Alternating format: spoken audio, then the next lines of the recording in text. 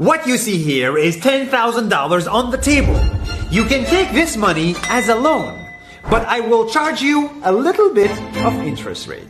Like most people, you take the money and you go buy a nice car. But in 10 years, it's time to pay me back. And because of interest rates, now you owe me $20,000 and not 10. You will say, I don't have money to give you. And if you don't, I take your car and a piece of your house. This is how debt works.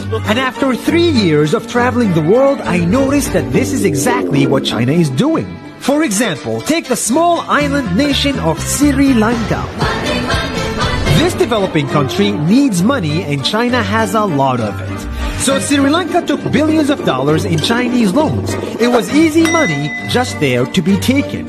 And with that, they built skyscrapers, highways, airports, and shipping ports. The country grew and prospered. But few years later, this easy money came with interest rates, and Sri Lanka was so much in debt that it couldn't pay back China its money. And the only way out was to give China control of what they had built. In other words, Sri Lanka lost a piece of its home to China because of debt. This is the Chinese money trap. And it's a real thing I saw all over the world. In Papua New Guinea, I saw $2 billion in loans given by the Chinese to build skyscrapers, infrastructures, and ports. But there is no way this remote developing country can pay it back or its interest rate. And the only way out is to give China control of the country. In the Maldives, Pakistan, Malaysia, Laos, Kazakhstan, Mongolia, Egypt, Kenya, and South Africa,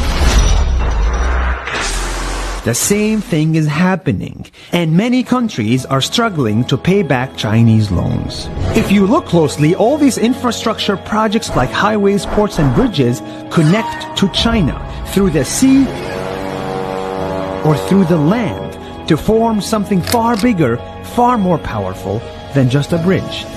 A new Silk Road. The world is already made by China, and I think slowly it will be owned by China. Don't get me wrong, building bridges, ports, highways, and airports is a great thing for the people and the country, but they come at a very high cost. And when these countries can't pay back the loans, these countries will lose their homes. One thing my parents had taught me is that there's no such thing as a free lunch or a free ride. So if we're not careful with our money or other people's money, then we better start learning Chinese. 下周见。